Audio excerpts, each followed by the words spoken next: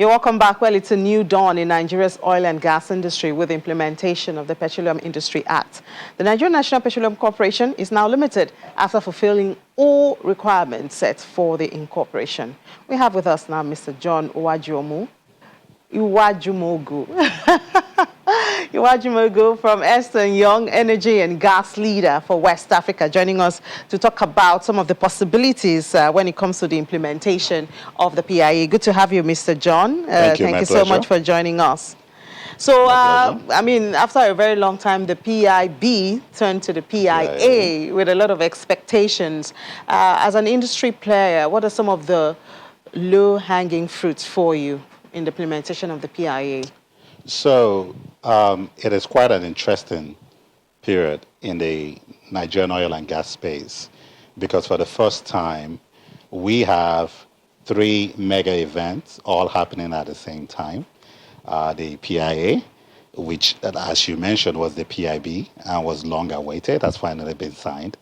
We have the long anticipated IOC divestment that is also ongoing. So it provides an opportunity for capital formation.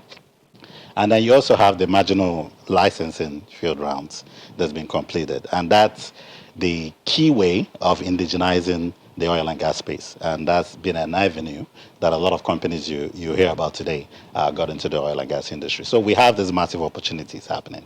And in terms of the low-hanging fruit opportunity that the PIA does, it's that it provides certainty to the fiscal situation in the industry. Prior to the PIA, what I mean by fiscal, the regulatory regimes, the fiscal regime, the tax rates.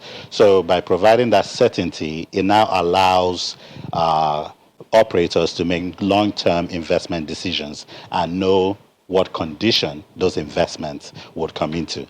They say capital abhors uncertainty, and when you provide such certainty, it gives investors the comfort for them to now come in and invest. So I think that will be the low-hanging fruit opportunity that exists for Nigeria. Okay, just before we delve further, just before you came on earlier, we had a talk by NATI and NIFU talking about unremitted royalties and taxes. Does the PIA handle this? Does it close this, these gaps? Well, there's an opportunity for that to happen. What the PIA has done is to look at the range of regulatory actions within the industry, within the value chain, and have essentially bifurcated it into 2 institutions. You now have the upstream commission, and you have the midstream and downstream regulatory authority. They've been vested with the authority to regulate those parts of the value chain. Previously, this was the sole preserve of the DPR playing that role, but now it's been delineated. So you now have 2 agencies focused on different parts of the value chain. So with that, you will have much more engagement. You'll have a concerted focus on a particular area of the value chain. So with that, we believe some of these issues will be stemmed by now having, rather than one agency looking across what is really huge value chain, if you think about it from the midstream, the downstream to the upstream, you now have 2 agencies that are now separated and focused on each area. And with that heightened attention to their part of the value chain, some of these leakages, some of these gaps, some of these issues that exist will now be hopefully resolved. But won't that also create more bureaucracy in the system? Well, not really, in my view. It still remains to be seen in implementation and how all this pans out. But some of the issues that stemmed from the past was that you often, when you have one agency playing several roles, it creates a bit of confusion on maybe who to address your issues on or whose responsibility it is to focus on any particular area when responsibilities are not clearly aligned or assigned. So in this case, people know anything that's related to downstream, I'm going to the authority. And if it's upstream, I'm going to the commission. And to even make another thing that the PIA has done as well is to remove some of the regulatory functions that NNPC was doing as well, Yeah. and take that out and split it among the two institutions that have been created. So it provides additional clarity, it provides a point of contact, and it provides focus from a regulatory standpoint. So I think, if anything, it may actually reduce the level of bureaucratic complexity that existed in the past. All right, so unbundling of these pent-up transaction opportunities should present a lot of opportunities, fresh opportunities for investors. Right. So as a potential investor watching this program now, Right. how should I be positioning myself? What conversation should I be having? Who should I be having that conversation with? I think the first part is to understand the implications, the full extent of the implications of the PIA. The PIA has brought in a number of new policies and regulations into the rule of the game, if you will. What we had before was the petroleum profit tax. Now we have the Petroleum Industry Act. And with that, a number of the fiscal provisions have changed. And those things have specific impact on a company's financials and cash flows. And it impacts potential returns on investments. And it changes the way certain credits or investment tax credits work. So a careful scenario modeling analysis of the impact of the PIA is imperative. You have to do that to understand what it portends for your business, both for existing players and for new players that want to come into this space. Now, to give you a specific example, the PIA allows existing players, existing license holders, to either convert immediately or Yeah, wait after always. 18 months. And there are a number of reasons why one may want to convert now or convert later, but any of those reasons will be peculiar to the type of terrain, so whether it's offshore, onshore, the type of contract you have. Some of the existing, for example, if you have dispute settlement, ongoing disputes with NNPC or DPR, there's implication on conversion on that. So those things have to be taken into view.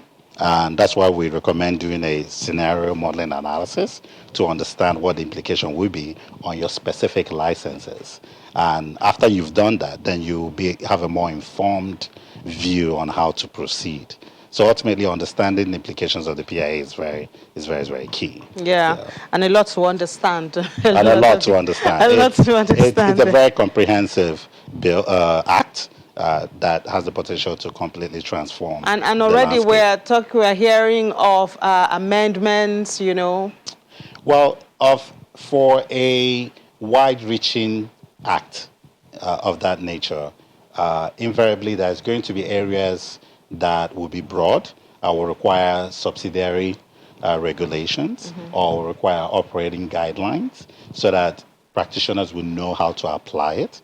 So it's not unusual that you'll be hearing about amendments and or modifications or operational guidelines to come out of this.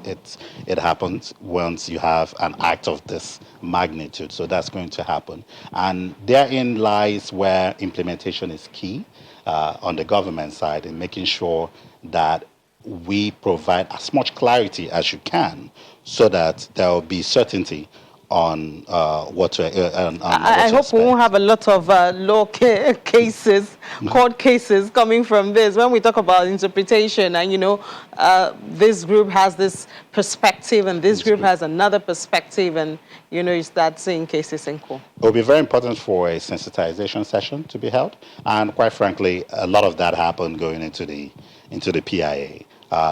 Practitioners have had a chance to look at the PIB, the final version that came out before it turned into the PIA. So there's been opportunity to look at it and critique it and provide a point of view, and it's still ongoing. From what we understand, there's an implementation committee, Yes. and the role of that implementation committee is, in essence, to hear the voices of stakeholders.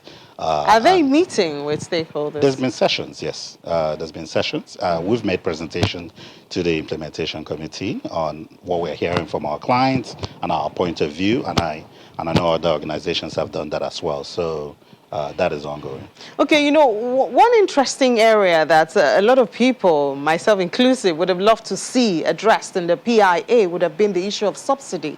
Subsidy. Because this is an area that seems to be bleeding the country, but it's not a very popular one because then labor unions, will pick up their flags and start a fight once the government say they're going to put up subsidy. And now the government has made provision for subsidy in the 2022.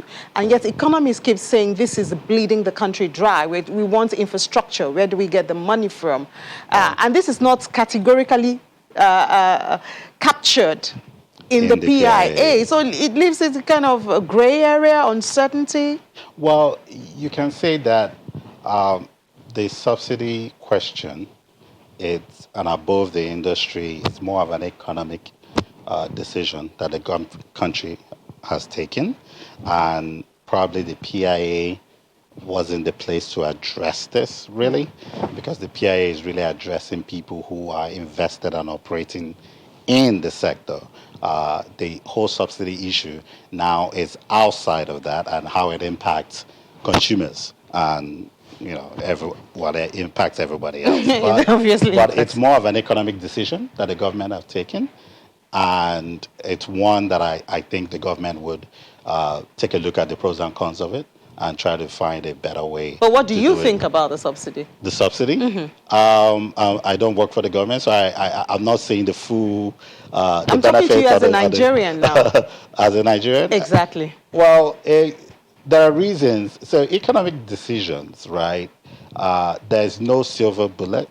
The reason, for example, if you take away subsidy, there will be an inflationary effect. The price of fuel affects everything that we consume. So there will be a huge inflationary effect, and it will have an impact on low-income earners. They are the ones that would bear the consequences more. But on the other hand, you understand the cost of subsidy and being able to carry it on, and ability to, especially in this economic situation that we are in. So it's sort of being caught between the devil and the deep blue sea. Anywhere you go, there's going to be pros and cons, and I'm sure they're very smart economists. The oil prices are going up now. That means the subsidy is also increasing, which cuts down on liquidity of the government. But what I'll say though is that the government, there's been a number of investments, as we know, going into encouraging local crude refinery. So once this, for example, Dangote refinery comes up and a number of other refineries are in the pipeline. It's just the government's rehabilitation and then Dangote. No, but there are other refineries. There are the modular refineries, and there are a number of them. So once they come on stream, it would help relieve some of that burden. Okay. We'll certainly look forward to that. Well, thank you so much, Mr. John Uwajumogu, the energy and gas leader for West Africa in Ernst & Young. Thank you so much and enjoy the rest of your day. Appreciate it. Thank you.